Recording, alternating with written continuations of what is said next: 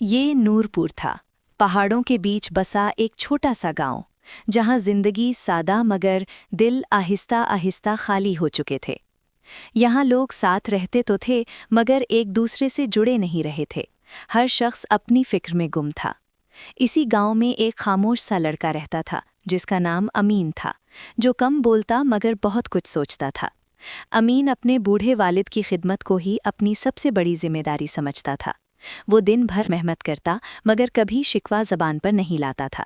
गांव वाले अक्सर उसकी खामोशी को कमज़ोरी समझ लेते थे। वक्त गुजरा और नूरपुर पर खुश्कसाली का साया छा गया। खेत सूख गए, कुएं खाली हो गए और उम्मीदें टूटने लगीं।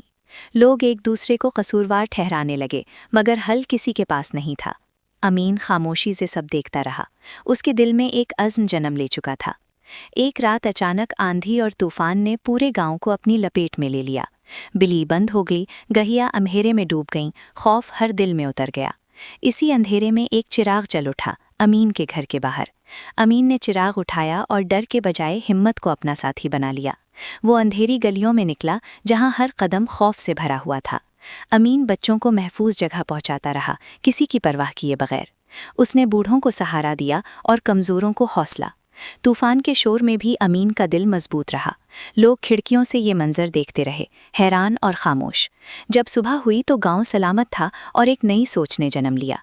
मगर खुश्कसाली अभी ख़त्म नहीं हुई थी, मसला बाकी था। अमीन ने लोगों को इकट्ठा किया और नरमी से बात की। कुछ लोग हंसे, कुछ ने यकीन न किया, मगर अमीन रुका नहीं। उसने अकेला कुआं साफ करना शुरू किया। धूप, थकन और खामोशी, मगर अमीन की हिम्मत कायम रही। फिर एक बूढ़ा शख्स आया और उसके साथ बैठ गया। फिर एक बच्चा, फिर एक और आहिस्ता आहिस्ता सब शामिल होते गए। ये कुआं नहीं, दिलों की सफाई का काम था। कई दिनों की मेहनत के बाद ज़मीन ने पानी लौटा दिया। लोगों की आंखों में खुशी और शुक्र के आंसू थे। गांव में फिर से जिंदगी लौटने लगी। लोग एक दूसरे के साथ मिलकर काम करने लगे। नूर पूरा बदल रहा था, दिल करीब आ रहे थे। एक दिन शहर से एक अफसर गांव आया। उसने पूछा, इस गांव का लीडर कौन है? लोग मुस्कुराए और एक आवाज़ में बोले, हम सब एक दूसरे के सहारे हैं। अफसर की नज़रें अमीन पर जा ठहरीं। अमीन ने कहा, मैंने बस अपना चिराग जलाया है, बाकी रोशनी लोगों ने खुद पैदा की है।